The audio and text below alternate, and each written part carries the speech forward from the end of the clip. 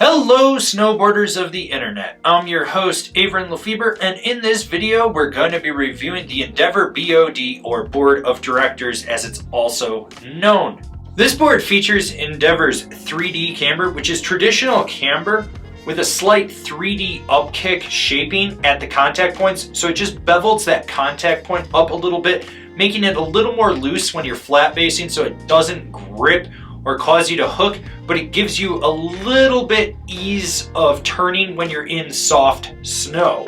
This board is available in 143, 146, 149, 152, 154, 156, 157 wide, 158, 160 wide, and 162. I rode this board at Copper Mountain on a sunny bluebird day with warmer temps. It was mostly hero snow out there, which means you can just look like a professional, with little hidden spots of ice, and I rode it with my Rome Black Label bindings and my K2 Thraxis boots. The overall flex of this board comes in around the middle of the road, so you do have slightly softer tip and tail, then it stiffens up through the inserts to the middle, where there is a noticeable amount of torsional flex to it.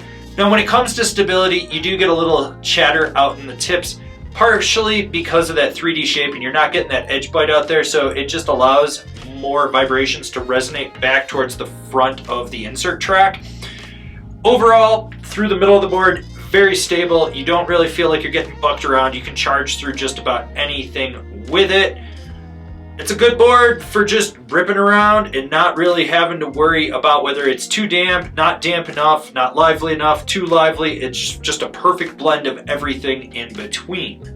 The nice thing about this board is it feels like a deck you've been on 100 days. So when you go to load it up, it'll pop like a board that you've snapped and loaded 100,000 times before. You know what you're going to get with it. Is it the snappiest board out there? No. But is it enough to keep you satiated so that you can ollie a slow sign, send a side hit, pop a roller?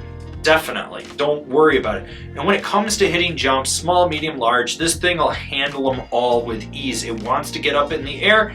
And like I said, it feels like a board you've ridden 100 days that you don't have to worry about how it's going to pop. You can just roll right in, snap, and you know what you're going to get out of it. The big thing to note when it comes to buttering with this board is that 3D shaping in the nose and the tail. That elevates that contact point just enough that it's not hooky, so when you do get sideways, you don't have to worry about it catching and causing you to hook or slam or do anything like that. It gives it a more loose feel. Now with that said, you do have to find the sweet spot outside the insert track on the nose and the tail, and once you do, you're able to get your weight over it and it stays locked in. It doesn't fight you, you just feel securely locked in, and then if you need to spring out of it, you can.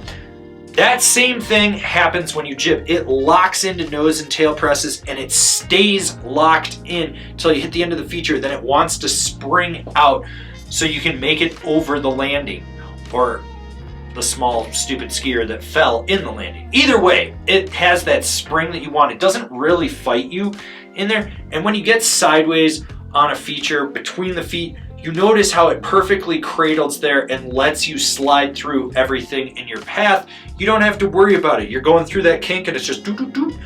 It holds on perfectly well. It is a little bit of a higher end freestyle board, so you might have to muscle it if you're not used to that, but if you're a person that's ridden traditional camber and you understand what a medium flex high-end park board rides like, you shouldn't have any issues. The big thing to note when you're carving on this board is you lose that edge bite out at the contact points from the 3D shaping. That brings it back more towards your inserts, and so it gives it a looser feel when you're transitioning from toe to heel. You notice that you don't have this abrupt bite. Now with that said, can you carve on this thing? Yes.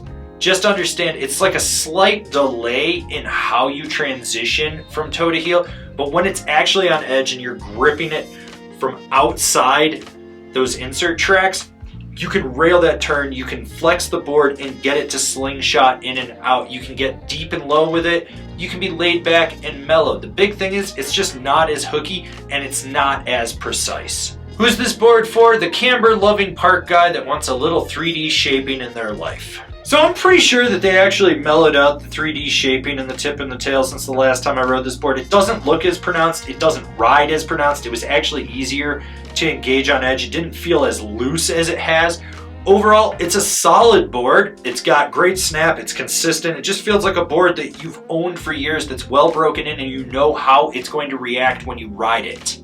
Comparable boards: the GNU Rider's Choice C3, the Battalion Evil Twin, the Jones Mountain Twin.